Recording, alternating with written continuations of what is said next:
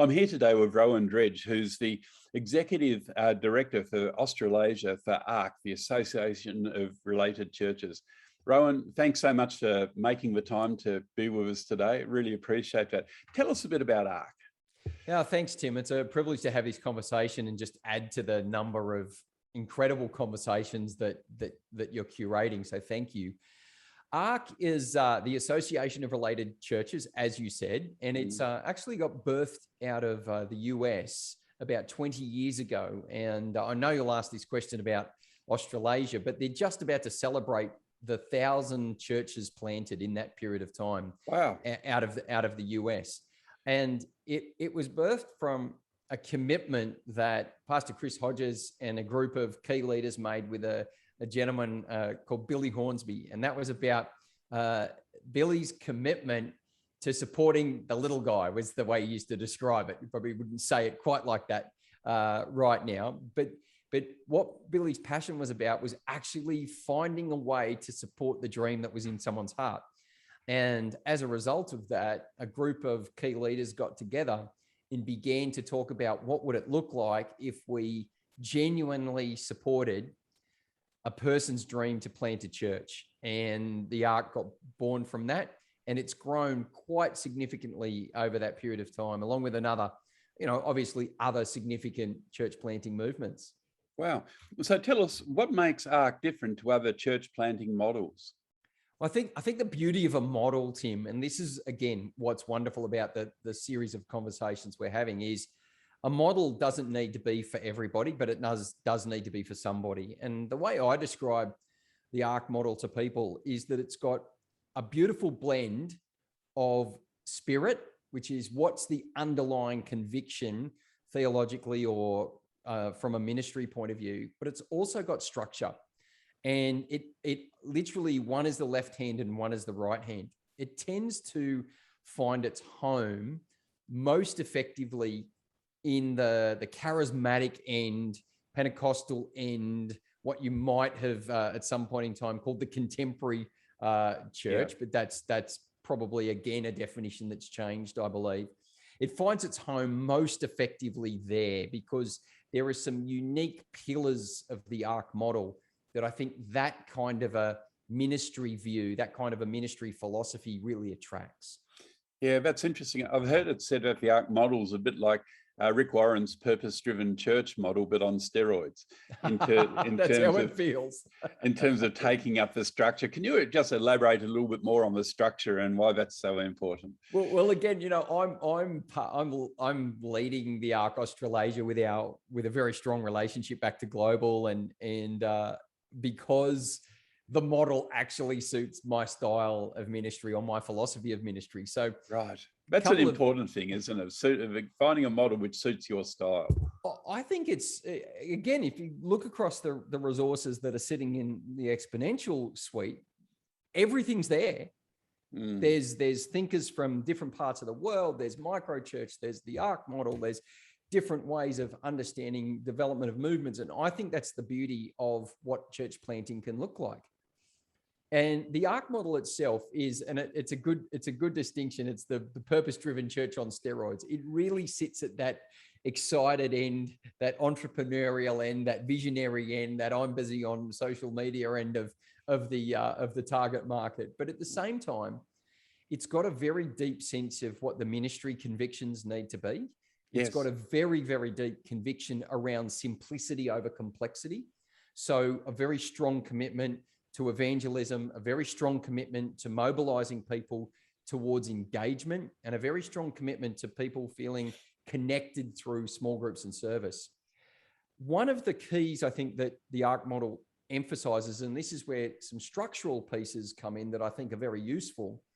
And when I say structure, I mean, what are the handles along the way that increase the likelihood of the church launching large and launching viable? Yes. And they're really the big ideas. And so if in Australia, and the last time I looked, the average Pentecostal church was around the 170 mark. The average church was around the 70 to 75 people in attendance mark.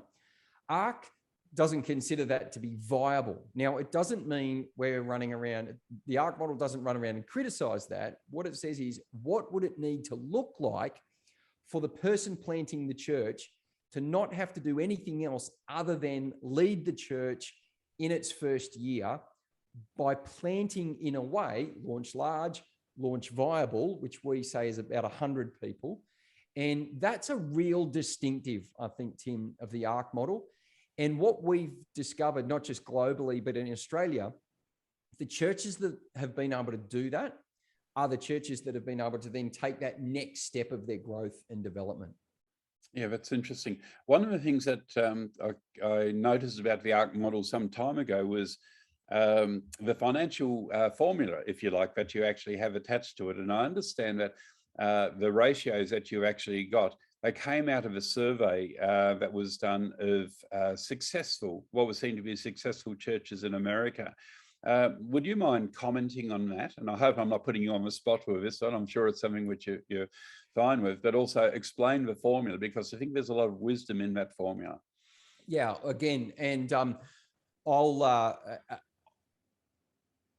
again, this is a structural piece. Let me say it that way. Yes, and what I mean by that is there are things that the ARC model has looked at and refined over 2 decades, and they've gone, you know what? If we do it this way, the likelihood of succeeding, the likelihood of being healthy and being able to continue to multiply, because the vision of the ARC is to plant life-giving, multiplying churches everywhere. That's a very a real key. The financial model is important, Tim, in the sense that what it does is it creates a framework through which it does 2 things. Firstly, it allocates a certain amount of money to certain specific missional activities. It also acts as a backstop to avoid the temptation to spend more money on something and not on something else. Yes. So, for example, where the Australian church, by and large, spends most of their money on personnel and buildings. Correct. They're the most expensive parts of our budgets. And I'm not leading a church right now, but when I was, that was an enormous part of our annual budget, which over several years, I worked hard at bringing down by at least 30%. And that was really hard work because we'd gotten used to it. So the idea of 40% on salaries, and that creeps up in Australia, that creeps up to around 50. But most churches find that a real challenge because of our philosophy. Then there's about 20% on buildings, about 20% on ministry, and 10% is essentially set aside. So 40 to 50% on personnel, 20, 10. Those percentages move around a little bit. Yeah, I think when I first saw them, it was 40 on personnel, 30 on buildings, 20 on ministry, and 10 on mission. Yeah, that's right. And I thoroughly agree. And we just find that bit around buildings and personnel a little bit rubbery for people sometimes. Yes. So, but the principle is actually setting some standards, and that is going to be relevant to your situation and actually driving your budget according to those standards, isn't it? Well, look, it does a couple of things really well. First of all, it actually sets a budget. It says this is the amount of money you can realistically spend on people. This is a reasonably wise amount of money that you could spend on buildings. So that actually sets, to use the metaphor, that actually sets where we can cut the cloth.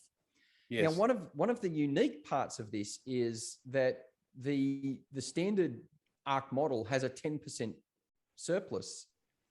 Now, with that in mind, 2% of that they put aside to church planting year on year, which makes a really big difference to the money available to support church planters.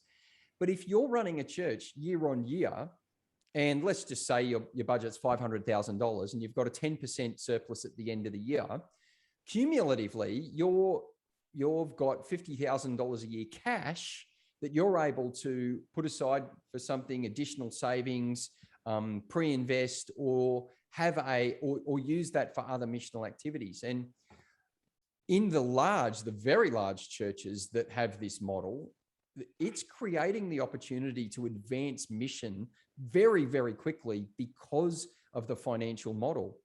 The other thing it forces in a way, Tim, and I use force in the most useful sense, is if you're only spending 40 to 50% of your budget on staff, you need to find able bodies to be leading and motivating and mobilizing mission and ministry from a completely different place.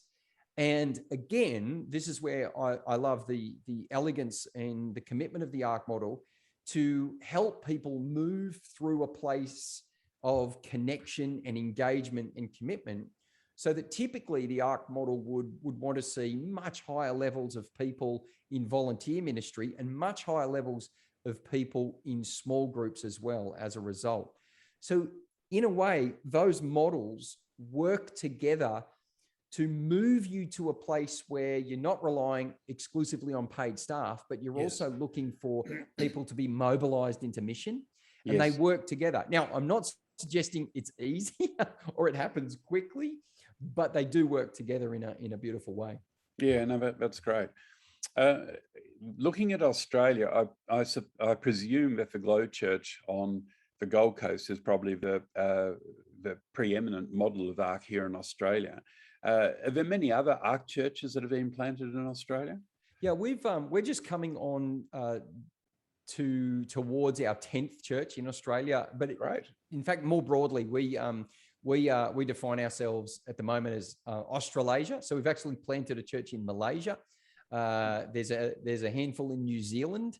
Glow is the preeminent model of the ARC Church. In fact, Joel and Ellen planting Glow Church on the Gold Coast predates ARC being in Australasia. Yes. And so so he went and found this model and followed it. They've now got campuses in Sydney and Melbourne, and they're multiplying globally as well.